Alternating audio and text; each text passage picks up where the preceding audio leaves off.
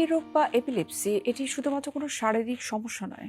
এটি অনেক সময় মানসিক চাপ, ভয়, লজ্জা বা সামাজিক বিচ্ছিন্নতার কারণেও কিন্তু হয়ে থাকে।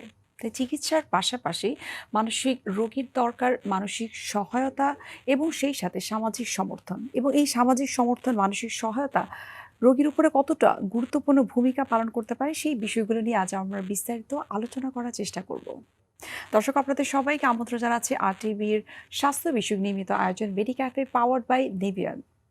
আমাদের আজকের আলোচ্য বিষয় হচ্ছে মৃগীরোগ ও মানসিক স্বাস্থ্য, এবং এই গুরুত্বপূর্ণ বিষয়টি নিয়ে কথা বলার জন্য আজ আমাদের সঙ্গে স্টুডিওতে উপস্থিত রয়েছেন ডক্টর মোহাম্মদ জিল্লুর রহমান খান, সহযোগী অধ্যাপক এবং বিভাগীয় প্রধান সাইকিয়াট্রি বিভাগ, শহীদ সোহরাওয়ার্দী মেডিকেল কলেজ, ঢাকা।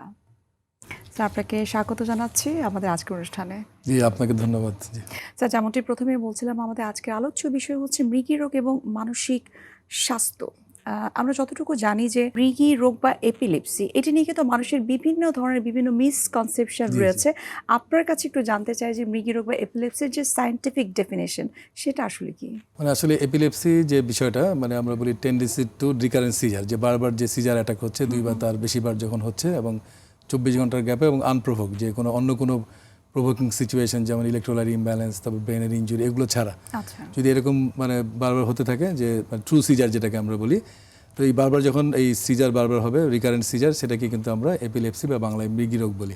তো এই বিষয়ে কিন্তু আসলে ইন্টারন্যাশনাল লিগ এগেনস্ট এপিলেপসি তারা ডেফিনেশন দিয়েছে এইভাবে, এবং ক্লাসিফিকেশনও করেছে যে আমরা মোটা দাগে দুই ভাগে ভাগ করা হয়, যে আপনার পার্শিয়াল সিজার, মানে ব্রেনের যে এক অংশে থাকে এবং যখন সেটা ব্রেনের দুই পাশে ছড়িয়ে যায় সেটাকে বলা হচ্ছে জেনারেলাইজ সিজার।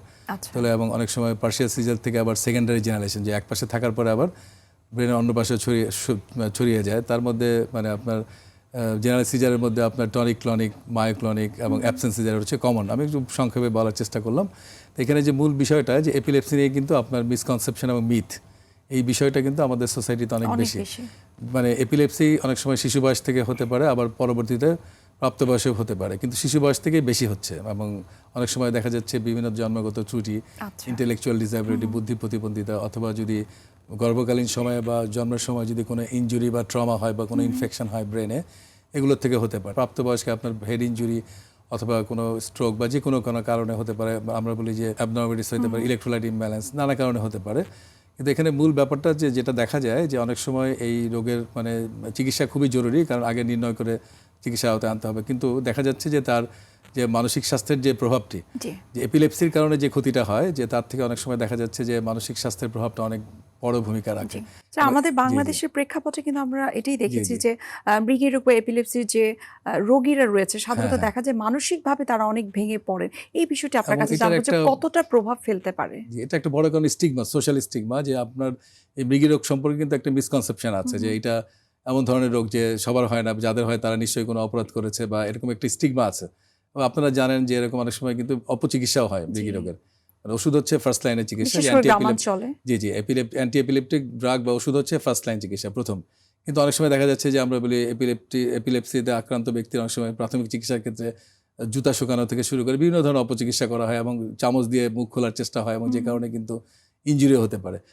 এই বিষয়গুলো কিন্তু সামাজিক, আমরা বলি যে মিসকনসেপশন এবং না জানার কারণ, এবং কিছুটা স্টিগমা। যেমন কারো এপিলেপসি যদি থাকে, সে কিন্তু সেটা প্রকাশ করতে সাহস পায় না, কারণ এটা সামাজিক একটি স্টিগমা থাকার কারণে কিন্তু সমাজে অনেক সময় হেয় প্রতিপন্ন হওয়া এবং বিভিন্ন ধরনের কিন্তু ডিসক্রিমিনেশনের শিকার হয়। এবং এইসব কারণে কিন্তু ফলশ্রুতিতে তার মধ্যে কিন্তু বিভিন্ন ধরনের মানসিক স্বাস্থ্য সমস্যা, যেমন ডিপ্রেশন খুবই কমন। এবং গবেষণায় দেখা গিয়েছে আপনার 30 থেকে 40%, যে আমরা নর্মালি সুস্থ ব্যক্তির মধ্যে মানে কমিউনিটি প্রিভ্যালেন্সে ডিপ্রেশন হচ্ছে 5 থেকে 10%। তো সেটা যখন এপিলেপসি হয়, কিন্তু তারপরে কিন্তু আপনার এই অর্গানিক কারণ, ব্রেনের যে কারণ এবং মানে সামাজিক বা সাইকোসোশ্যাল কারণ, দুটো মিলিয়েই কিন্তু ডিপ্রেশনের বা বিষণ্ণতার হার কিন্তু অনেক বেশি, 30 থেকে 40%। এবং বিষণ্ণতা হলে যে প্রবলেমটা হয়, যে তার দৈনন্দিন কাজকর্ম ভেঙে পড়ে। যেমন স্টুডেন্ট যদি হয়, তাহলে তার লেখাপড়া বন্ধ হয়ে যায়, হতাশাগ্রস্ত হয়ে যায়। তারপরে আপনার নেতিবাচক চিন্তা, আত্মবিশ্বাসের অভাব, সবসময় মন খারাপ থাকা, এবং যেসব কাজ করে আনন্দ পেতে সেটা পাচ্ছে না, ভুলে যাচ্ছে, মনে থাকছে না। তাহলে তার যে স্বাভাবিক জীবন, এবং একটা পর্যায়ে কিন্তু আরেকটা ইম্পর্টেন্ট বিষয় সুইসাইডাল থট, আত্মহত্যার যে প্রবণতা, এবং সুইসাইডের রিস্ক কিন্তু আপনার এপিলেপটিক পেশেন্ট এবং ডিপ্রেশনের কারণে যেটা হয় সেটা কিন্তু অনেক বেশি। অনেক সময় কিন্তু অবসেশন বলে, সূচিবায়ের সমস্যা, একই চিন্তা, অপ্রয়োজনীয় চিন্তা বারে বারে আসে মাথার মধ্যে, সেগুলো সরাতে পারে না, অপ্রয়োজনীয় কাজ বারবার করে, সরাতে পারে না। এবং একটা টার্ম আছে, আমরা বলি যে এপিলেপটিক পার্সোনালিটি, যে এপিলেপসি দীর্ঘদিন থাকার কারণে তার ব্যক্তিত্বে যে চেঞ্জটি আসে আচ্ছা সেটাকে আমরা বলি এপিলেপটিক পার্সোনালিটি। স্যার, আপনি যেমনটি বলছিলেন যে এপিলেপটিক পার্সোনালিটির মানুষরা যারা রয়েছেন তাদেরকে আসলে চাকরি ক্ষেত্রে, কর্মজীবনে বা তারা যদি ব্যবসা করেন বা বিভিন্ন প্রফেশনাল লাইফে এটা আসলে কতটুকু প্রভাব ফেলতে পারে বা কিভাবে তারা বিষয়টাকে আসলে প্রিভেন্ট করতে পারে, ট্যাকেল দিতে পারবে? একটা বিষয় তো তার এপিলেপসির রোগটাকে নিয়ন্ত্রণে রাখা, যেখানে আপনার কিন্তু অ্যান্টি এপিলেপটিক ড্রাগ বা ওষুধের কোনো বিকল্প নাই। এবং অনেক সময় আমরা দেখি যে ওষুধ পর্যাপ্ত দেওয়ার পরে কিন্তু সহজে কন্ট্রোলে আসতে চায় না। আচ্ছা মানে অনেক সময় সেই ক্ষেত্রে ওষুধের ডোজ বাড়াতে হয় এবং first line second line drug combine করতে হয়, একসাথে দিতে হয়। এইটা কিন্তু একটা বড় চ্যালেঞ্জ। কিন্তু এর সাথে যে চ্যালেঞ্জটা সেটা হয় তার যেটা বললাম মানসিক স্বাস্থ্য সমস্যা, যে একটা তো তার ডিপ্রেশন বা অন্যান্য মানসিক রোগের কারণে অনেক সময় আমরা বলি যে এপিলেপসির কারণে কিন্তু সাইকোটিক ডিসঅর্ডার হতে পারে, যে আপনার লং টার্মে যে তার মানে অস্বাভাবিক আচরণ, কথাবার্তা, সন্দেহ করা, ভয় পাওয়া, তারপরে একা একা কথা বলা, এবং এইসব কারণে কি হয় তার মধ্যে কিন্তু সে নিজেকে সোসাইটি থেকে মানে আইসোলেট করে ফেলে। যেমন নর্মাল তার কাজে যেতে কিন্তু একটা বাধা কাজ করে, এবং সেই ক্ষেত্রে কিন্তু তার স্বাভাবিক যে দৈনন্দিন কাজ যেটা বলেন পড়াশোনা, জব এবং তার যে ব্যক্তিগত জীবন, এগুলো কিন্তু মারাত্মকভাবে ক্ষতি হচ্ছে। আচ্ছা এবং সেই ক্ষেত্রে কিন্তু তার প্রোডাক্টিভিটিও লস হবে। যেমন যে আগে হয়তো যে পারফর্ম করতে পারতো, দেখা গেলো তার এপিলেপসি কন্ট্রোলে আছে, কিছু নিয়ে আর হচ্ছে না, কিন্তু তার মানে মানসিক স্বাস্থ্য সমস্যা যেগুলো বললাম, বিষণ্ণতা এবং অন্যান্য সমস্যা, বা আত্মবিশ্বাস যে যে কমে আত্মবিশ্বাস, যায়। কনফিডেন্সটা কমে যাওয়া, এই কারণে কিন্তু তখন তার মধ্যে কাজের প্রোডাক্টিভিটি কমে যায়, তার মোটিভেশন, যেটা যে ডিপ্রেশন হলে সবচেয়ে বড় প্রবলেম হয় যে সব কিছুর প্রতি একটা মানে মানে অনীহা তৈরি হয়, যে কোনো কিছুই তার ইচ্ছা করে না, আগ্রহ তৈরি হয় না।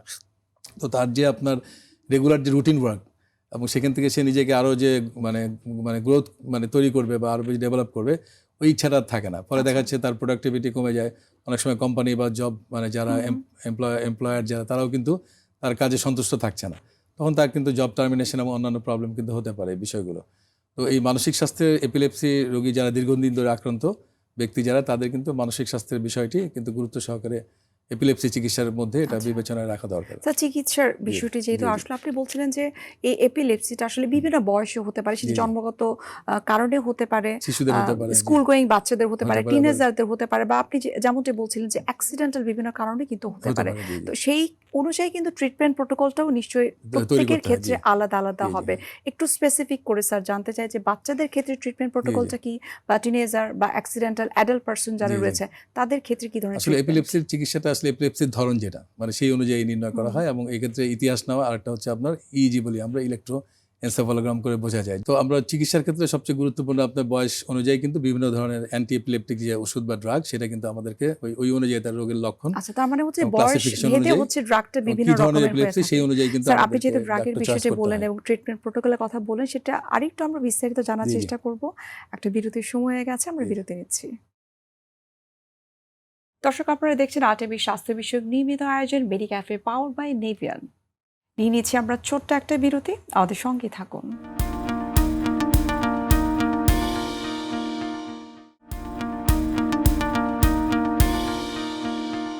দর্শক, ফিরে আসলাম বিরতি থেকে। আপনাদেরকে আরও একবার স্বাগত জানাচ্ছি আরটিভি স্বাস্থ্য বিষয়ক নিয়মিত আয়োজন মেডি ক্যাফে পাওয়ার্ড বাই নেভিয়ান। আপনি বলছিলেন যে বয়স ভেদে এপিলেপসি রোগীদের বিভিন্ন ধরনের ট্রিটমেন্ট প্রোটোকল রয়েছে, সেটা যদি আমাদেরকে একটু সংক্ষিপ্ত করে বলতেন। যেমন আমরা বলি যে যদি এখানে ট্রিটমেন্ট প্রোটোকলটা নির্ভর করে এপিলেপসিটা কি ধরনের তার উপর নির্ভর করে। যদি আমরা বলি জেনারেল সিজারে এক ধরনের ওষুধ ব্যবহার করা হয়, একটা স্টেজিং রয়েছে। জি জি হ্যাঁ, এবং সেই ক্ষেত্রে পার্শিয়াল সিজারে একরকম এবং পার্শিয়াল উইথ সেকেন্ডারি জেনারেশন, তাহলে সেই ক্ষেত্রে কিন্তু তার যে মানে মানে রোগের যে বৈশিষ্ট্য, এপিলেপসির যে ধরন, সেই সাথে সেই অনুযায়ী করা হয়। এবং আমরা যেটা বলি যে মানসিক রোগে আক্রান্ত ব্যক্তিগণ যখন ওষুধ পাচ্ছেন, তার সাথে কিন্তু এপিলেপসি থাকতে পারে, সেই সময় কিন্তু কিছু আমাদের ওষুধের অ্যাডজাস্টমেন্ট প্রয়োজন হয়। যেমন আমরা বলি একজন বিষণ্ণতা আক্রান্ত অ্যান্টি ডিপ্রেসেন্ট পাচ্ছে, কিন্তু কিছু কিছু অ্যান্টি ডিপ্রেসেন্ট কিন্তু আমরা বলি মানে সিজার থ্রেশহোল্ড মানে মানে কমায় দেয়, মানে সেটা হচ্ছে তার এপিলেপসি হওয়ার চান্স বাড়ায় দেয়। তো সেই ক্ষেত্রে কিন্তু তখন অ্যান্টি ডিপ্রেসেন্ট বা বিষণ্ণতা রোধী ওষুধ কিন্তু আমাদেরকে সেইভাবে সিলেক্ট করতে হয়। আবার ধরেন মানে যারা জটিল মানসিক রোগ যেমন স্কিজোফ্রেনিয়া বা বাইপোলার মুড ডিসঅর্ডার আক্রান্ত আছেন, তাদের মধ্যে অ্যান্টিসাইকোটিক দিতে হয়। ওল্ডার জেনারেশন যে পুরনো ওষুধগুলো যেগুলো, সেগুলো কিন্তু আপনার এপিলেপসি বা সিজার থ্রেশহোল্ড বাড়িয়ে দেয়। তো সেক্ষেত্রে যেগুলো নিউয়ার জেনারেশন নতুন এসছে, সেগুলো কিন্তু আপনার মানে এপিলেপসি করার প্রবণতাটা কম থাকে। তো এই রুগীর যে চিকিৎসার কিন্তু কিন্তু এই ডোজ অ্যাডজাস্টমেন্ট এবং কোনটা দেওয়া লাগবে, সেই বিষয়টা কিন্তু একটা খুব গুরুত্বপূর্ণ বিষয়। এর সাথে সাথে যেটা প্রয়োজন, যেটা বললেন যে রুগীর তার যে মানসিক স্বাস্থ্যের যে পর্যবেক্ষণ বা অবস্থা, এবং সেগুলো অ্যাসেসমেন্ট করে, এবং সেক্ষেত্রে পরিবারের সমর্থন কিন্তু একটা গুরুত্বপূর্ণ বিষয়। তার যে মেন্টাল সাপোর্ট, সে যেন এই চিকিৎসাটি ধারাবাহিকভাবে চালিয়ে নিতে পারে এবং তার কাজকর্ম যেন সে আবার আগের মতো করতে পারে। কারণ দেখা যাচ্ছে যে এপিলেপসি রোগ যখন নিয়ন্ত্রণে চলে আসে, তার যে মানে সোশ্যাল যে ডিসাবিলিটি, তার যে কর্মক্ষমতা হ্রাসের মূল কারণ কিন্তু এই মানসিক স্বাস্থ্য সমস্যা। আচ্ছা। এবং সেই ক্ষেত্রে প্রাথমিক চ্যালেঞ্জটা পূরণ হওয়ার পরে কিন্তু আমাদেরকে অবশ্যই এই বিষয়ে মনোযোগ দেওয়া খুবই জরুরি। যে তার মানে আমরা বলতে জি, পারি যে জি। আসলে ঔষধ গ্রহণ করাটা একমাত্র ট্রিটমেন্ট নয় এপিলেপসি হ্যাঁ, অবশ্যই রোগীদের প্রাথমিক জন্য। মানে অন্যতম শর্ত, কিন্তু জি। এটাই মানে শেষ না, মানে ম্যানেজমেন্টের একটা পার্ট, হুম, হুম। Not the whole. যে এখানে কিন্তু আমাদেরকে সাইকোসোশ্যাল ম্যানেজমেন্টটাও খুবই জরুরি। কারণ তার যদি মানে মেন্টাল ডিসঅর্ডার বা মেন্টাল হেলথ সমস্যা থাকে, তার প্রোডাক্টিভিটি এমনিতেই ক্ষতিগ্রস্ত হবে। আচ্ছা। তো সেই ক্ষেত্রে অবশ্যই সেই সাথে সাথে তার এপিলেপসির কারণে যে অন্যান্য সতর্কতা, যেমন তার মানে ড্রাইভিং ক্ষেত্রে, তারপরে তার কোনো ঝুঁকিপূর্ণ যানবাহন ইউজ করার ক্ষেত্রে, কোনো ঝুঁকিপূর্ণ যন্ত্রপাতি কাজ করা, এগুলো কিন্তু কিছু রেস্ট্রিকশন থাকে। আচ্ছা। সেই রেস্ট্রিকশনগুলোও তাকে মেনে নেওয়া দরকার, কারণ এপিলেপসি যে কোনো সময় হতে পারে। তো সেই ক্ষেত্রে এই সতর্কতাগুলো অবলম্বন করা উচিত। এবং অনেক ক্ষেত্রে আমরা উপদেশ দিয়ে থাকি যে জরুরি কন্ট্যাক্ট নাম্বার সাথে রাখার জন্য, তার সে যেন এরকম কোনো আক্রান্ত হলে তাকে যেন তার পরিবারের সাথে যোগাযোগ করতে পারে। আচ্ছা। সেক্ষেত্রে সে এরকম এই ধরনের সতর্কতামূলক ব্যবস্থা, এবং সেই ক্ষেত্রে আরেকটা ব্যাপার যেটা আমরা বলি দীর্ঘমেয়াদী পুনর্বাসন, রিহ্যাবিলিটেশন প্ল্যান। এবং সেই ক্ষেত্রে সে যেন মানসিক সাপোর্টটা পায়, এবং প্রয়োজন হলে তাকে আমরা বলি যে সাইকোলজিক্যাল ট্রিটমেন্ট বা সাইকোথেরাপি, এগুলোও কিন্তু দেওয়া হয় ওষুধের আচ্ছা, সাথে আপনি সাথে। রিহ্যাবিলিটেশনের কথা বলছেন। জি, জি। সেই রিহ্যাবিলিটেশনের যে সার্ভিসটুকু বা জি, জি। ট্রিটমেন্ট প্রোটোকলটা সেটা আসলে কিরকম হতে পারে বা কতদিন পর্যন্ত তারা এই পুনর্বাসনের মধ্যে থাকবেন? রিহ্যাবিলিটেশন তো আসলে মূল ব্যাপার হচ্ছে, আমরা দেখি যে প্রথম যে মানে টার্গেট, সেটা হচ্ছে তার মানে এপিলেপসিটাকে নিয়ন্ত্রণ রাখা, এবং সেই ক্ষেত্রে অবশ্যই আগে ওষুধের ব্যাপারটা আসবে। এরপরে আচ্ছা। যেটা তার যে অকুপেশন, তার পার্সোনাল লাইফ, তার জব, অন্যান্য যে বিষয়গুলো। কিন্তু এটা কি হ্যাঁ। আসলে সব খিঁচুনির রোগীদের ক্ষেত্রে কি দরকার হয়? এবং যারা অলরেডি যদি এপিলেপসি কন্ট্রোলে চলে আসে, হ্যাঁ, যেমন অনেকে কিন্তু কন্ট্রোল সহজে হতে চায় না, তখন কিন্তু এই জিনিসটা খুব বড় একটা চ্যালেঞ্জ হয়ে দাঁড়ায়। কিন্তু তার যে কোনো পর্যায়ে কিন্তু বিষয়টি লাগে, কারণ আপনার প্রত্যেক এপিলেপসিতেই কিন্তু যখন দীর্ঘমেয়াদী হয়ে যায়, এবং আমরা বাই ডেফিনেশন জানি এপিলেপসি একটি দীর্ঘমেয়াদী অসুখ। তো সেই ক্ষেত্রে তার যে ডিসএবিলিটি সেটা কিন্তু একটা পর্যায়ে হয়। সেটা যদি আলাদা করে রিহ্যাবিলিটেশন প্রোগ্রাম না নেওয়া হয়, তাহলে কিন্তু তার কর্মক্ষমতা ক্ষতিগ্রস্ত হবে, আউটপুট কমে যাবে, তার ব্যক্তিগত জীবন ক্ষতিগ্রস্ত হবে, তার যে আমরা বলি ওয়েলবিং, ভালো লাগার যে অনুভূতি, সেটা ক্ষতিগ্রস্ত হবে। তাহলে সেই ক্ষেত্রে অবশ্যই রিহ্যাবিলিটেশন প্ল্যান একটা গুরুত্বপূর্ণ বিষয়, এবং রিহ্যাবিলিটেশন প্ল্যানের মধ্যে অবশ্যই মানসিক স্বাস্থ্যের বিষয়, এবং তার যে জব, ব্যক্তিগত জীবন, এবং আচ্ছা। তার যে মানে ক্যারিয়ার, এই সব কিছুই কিন্তু বিবেচনায় আনতে হবে। তাহলে এরকম একটা সমন্বিত প্ল্যান কিন্তু আপনার রিহ্যাবিলিটেশন প্ল্যানের মধ্যে রাখা প্রয়োজন। আচ্ছা। স্যার, আপনি কিন্তু খুব চমৎকার করে বললেন যে এপিলেপসি বা মৃগী রোগীদের জন্য কিন্তু দরকার তার মন ভালো রাখাটা, মানসিক স্বাস্থ্যটা জি, অনেক জি। বেশি গুরুত্বপূর্ণ। কিন্তু আমাদের বাংলাদেশের প্রেক্ষাপটে যদি বলি, এই ধরনের আ রোগীদেরকে বা আক্রান্ত রোগীকে কিন্তু একেবারেই সামাজিকভাবে তাদেরকে একঘরে করে রাখা হয়। তো এই বিষয়ে আপনার মেসেজ কি না, আসলে কিন্তু সবার প্রতি? এখন বর্তমানে কিন্তু আপনার মানসিক স্বাস্থ্য বা মানসিক রোগ নিয়ে কিন্তু অ্যাওয়ারনেস অনেক বেড়েছে। যেমন আমরা বলি মিডিয়াতেও অনেক, এটা একটা বড় হুম, হুম। পজিটিভ ভূমিকা আছে। মিডিয়াতে কিন্তু মানসিক স্বাস্থ্য বা মানসিক রোগের বিভিন্ন বিষয় নিয়ে আলোচনা হচ্ছে। এখন আরেকটা হচ্ছে যে আপনার ইউটিউব এবং যে ফেসবুক কনটেন্টে, ওখানে কিন্তু অনেক বিষয়গুলো আসছে। তো থাকার ফলে কিন্তু আগের যে স্টিগমা অনেকটা কমে আসছে, কিন্তু তারপরে এই বিষয় কিছুটা এখনো কমেছে, কিন্তু আমরা আসলে এখনো সবই জি, জানি, জি, বুঝি। তারপরও কিন্তু সেই এখনো রয়ে গিয়েছে। পুরনো মানে যে ধ্যান ধারণা সেখান থেকে কিন্তু জি, আমরা জি। বের হতে জি, পারছি জি। না। মানসিক রোগ, মানসিক স্বাস্থ্যের একটা স্টিগমা আছে, এবং প্রথম যে স্টিগমা সেটা হচ্ছে যেটা গোপন করার প্রবণতা। জি। যে কারো যদি মানসিক রোগে আক্রান্ত হয়, সে মনে করে এটা গোপন রাখতে হবে, কারণ বললেই সে সামাজিকভাবে হেয় হয়ে যাবে। এই যে নেগেটিভ অ্যাটিটিউড, এই কারণে কিন্তু অনেকে চিকিৎসা সেবা বঞ্চিত হয়। যে তারা রোগটা গোপন করার কারণে রোগ নির্ণয়ে অনেক টাইম লেগে যায়। হুম, তো হুম। সেইটা একটা বড় আমি মনে করি বাধা। এইজন্য কিন্তু এই যে অ্যান্টি স্টিগমা ক্যাম্পেইন, যে আপনার এই যে প্রোগ্রাম হচ্ছে, এই মানে মানসিক স্বাস্থ্য দিবস পালন করা হুম, হচ্ছে। হুম, হুম। তারপরে স্বাস্থ্য শিক্ষা অধিদপ্তর থেকে মানে বিশেষ দিবসগুলোতে বিশেষ করপত্র প্রকাশ, বা এই যে আপনার মানে মিডিয়াতে যে এই ব্যাপারে কথাবার্তা হচ্ছে, এটা একটা পজিটিভ ভূমিকা রাখছে। আর একটা বিষয় যেটা, যে এই বিষয়ে সঠিক জানা আসলে। এখন তো ইন্টারনেট অবশ্যই একটা পজিটিভ জিনিস, কিন্তু অনেক সময় মিস ইনফরমেশনও থাকে, জি। যে সেটা নিয়ে অনেকে মানে আপনার বিভ্রান্ত হতে পারে। তো সঠিক সায়েন্টিফিক ইনফরমেশন জানা দরকার। আর আমরা মনে করি যে মানসিক রোগ চিকিৎসার প্রধান বাধা কিন্তু, কারণ আমাদের যে তৃণমূল পর্যায়ে এখন যে সরকারি স্বাস্থ্যসেবার যে নেটওয়ার্ক, যে আপনার মানে যেমন প্রাইমারি হেলথ কেয়ার যেটা জি। আমাদের উপজেলা স্বাস্থ্য কমপ্লেক্সে। সেটাই আমার একটু জি, জানার জি, বিষয় হ্যাঁ, যে আমরা জি, শহরাঞ্চলে যারা রয়েছে তারা জি, হয়তো সেই সার্ভিসটুকু জি, জি, আমরা পাচ্ছি বা সচেতন জি, জি, অনেকটাই সোশ্যাল মিডিয়ার মাধ্যমে, কিন্তু তৃণমূল পর্যায়ে বা ম্যাস পিপুল পর্যন্ত জি, জি, কিন্তু ওই মেসেজটুকু কিন্তু যাচ্ছে না, বা হ্যাঁ। যে প্রাইমারি সেবার কথা বলছেন সেখানে কিন্তু সেই সুবিধাটুকু নেই। এক্ষেত্রে আপনি একজন আম বিশেষজ্ঞ হিসেবে আপনার কাছে কি মনে হয় যে স্বাস্থ্য বিভাগ, স্বাস্থ্য জি, অধিদপ্তরে যারা রয়েছে তাদের আসলে করণীয় কি? জি, খুব ভালো একটা গুরুত্বপূর্ণ বিষয়, যেটা আমরা অ্যাজ এ সাইকিয়াট্রিস্ট বা মানসিক রোগ বিশেষজ্ঞ হিসেবে সবসময় বলে আসছি। আসছি গত 10 বছর 20 বছর ধরে, যে মূল কথা যে আমাদের যে মানসিক স্বাস্থ্যের যে জনবল, সাইকিয়াট্রিস্ট, সাইকোলজিস্ট, ক্লিনিক্যাল সাইকোলজিস্ট, তাদের সংখ্যা অপ্রতুল, জনগোষ্ঠীর অনুপাত খুবই কম বলা যেতে পারে। কিন্তু আমরা এই জন্য মনে করি যে এটার জন্য দূর করা সবচেয়ে যে গুরুত্বপূর্ণ উপায় যে প্রাথমিক স্বাস্থ্যসেবা, এই মানসিক স্বাস্থ্যসেবাকে অন্তর্ভুক্ত করা। আরেকটা গুরুত্বপূর্ণ, আন্ডার গ্রাজুয়েট মেডিকেল স্টুডেন্টদেরকে, তাদেরকে যদি সাইকিয়াট্রি ভালো করে পড়ানো যায় এবং এই স্টিগমাটা দূর করে দেওয়া যায় এবং তাদের বেসিক ট্রিটমেন্টটা যদি শেখানো যায়, যেমন এখন কিন্তু নতুন কারিকুলামে আপনার সাইকিয়াট্রি কিন্তু আলাদা ফাইনাল প্রফে আলাদা বোর্ড থাকবে, তাহলে তাদের যে এই ট্রেনিংটা যদি আন্ডার গ্রাজুয়েট লেভেলে ভালো থাকে এবং তারা যদি এই ওরিয়েন্টেশনটা ভালো থাকে, তাহলে কিন্তু তারাই কিন্তু পরবর্তীতে বিসিএস এর মাধ্যমে বা বেসরকারি পর্যায়ে, তৃণমূল পর্যায়ে আমাদের চিকিৎসকগণ কাজ করবেন। এবং সেই ক্ষেত্রে প্রয়োজন হলে এখন কিন্তু বর্তমানে সরকারি মেডিকেল কলেজের সংখ্যা প্রায় 37টি বা আরও একটা নতুন যুক্ত হচ্ছে। তো এই যে মেডিকেল কলেজগুলোতে যদি সাইকিয়াট্রি ডিপার্টমেন্ট বা মানসিক রোগ বিভাগটা যদি ফুলি ইকুইপড করা যায়, তাহলে কিন্তু তারা ওই দুইটা গড়ে যদি ধরি 2টা জেলার একটা জেলায় কিন্তু মেডিকেল কলেজ পাচ্ছে, তাহলে কিন্তু তার উইদিন রিচ, তার আমরা বলি চিকিৎসার একটা প্রাইমারি হেলথ কেয়ারের গুরুত্বপূর্ণ হচ্ছে অ্যাক্সেসিবল হইতে হবে, অ্যাফোর্ডেবল বা ফিজিবল হইতে হবে, যে তার হাতের কাছে থাকতে হবে। তাহলে সেই ডিপার্টমেন্ট, সাইকিয়াট্রি ডিপার্টমেন্টটা যদি আমরা ঠিকমতো ইনপেশেন্ট আউটপেশেন্ট সার্ভিসটা যদি আমরা চালু করতে পারি, তাহলে কিন্তু এই মানসিক স্বাস্থ্য বা মানসিক রোগের যে সেবা, সে কিন্তু জনগণ কিন্তু তার হাতের দোরগোড়াই পাবে। এবং এটা কিন্তু আমরা অনেকদিন থেকে বলে আসছি এবং এই ব্যাপারে অনেক কাজ এগিয়ে এসে, আশা করি এর থেকে আরও ভবিষ্যতে আমরা আশা করব যে স্বাস্থ্য অধিদপ্তর বা স্বাস্থ্য মন্ত্রণালয় থেকে এই বিষয়গুলোতে আরও নতুন কর্মসূচি নিয়ে যদি জনগণের কাছে যেন তৃণমূল পর্যায়ে আমরা এই মানসিক স্বাস্থ্যসেবা সহজে পৌঁছাতে পারি, তাহলে কিন্তু এই যে স্টিগমা, যেটা আপনার নেগেটিভ অ্যাটিচিউড, যেমন আমরা জানি যে উপজেলা স্বাস্থ্য কমপ্লেক্সে সব রোগের চিকিৎসা হয়, কিন্তু সিটিজেন চার্টের কিন্তু এখনো মানসিক স্বাস্থ্য লেখা নেই। ইএনটি আছে, গাইনি আছে। এখন মানসিক স্বাস্থ্য যদি লেখা থাকে, তাহলে কিন্তু সবাই নির্ভয়ে কিন্তু যেতে পারবে, তার মধ্যে কোনো হেজিটেশন কাজ করবে না, তো ওইখানে গেলে যে কোনো রোগের চিকিৎসা আমি পেতে পারি। তাহলে এই স্টিগমা দূর করার ক্ষেত্রে কিন্তু এই যে ইন্টিগ্রেশন প্রাথমিক স্বাস্থ্যসেবায় এই মানসিক স্বাস্থ্য, এটা কিন্তু খুবই জরুরি যদি আমরা তৃণমূল পর্যায়ে জনগণের জন্য মানসিক স্বাস্থ্যসেবা নিশ্চিত করতে চাই। অনেক সময় কিন্তু মৃগী রোগে যারা আক্রান্ত, সেই আক্রান্ত ব্যক্তি বা পরিবারের সদস্য যারা রয়েছে, তাদের কিন্তু একটা কমন একটা প্রশ্ন থাকে যে এই রোগটা আমার কবে ভালো হবে বা একেবারে সেটা কিউরেবল কিনা। আসলে একটা আমরা যদি প্রগনোসিস বলি, যে দেখা যাচ্ছে যদি এপিলেপসি অনেক ক্ষেত্রে কিন্তু একটা বড় অংশ 30% তারা কিন্তু আর্লি ডিটেকশন হলে কিন্তু 1-2 বছর চিকিৎসা করলে কিন্তু আস্তে আস্তে গ্র্যাজুয়ালি ওষুধ বন্ধ করলে কিন্তু তারা স্বাভাবিক জীবনযাপন করতে পারে।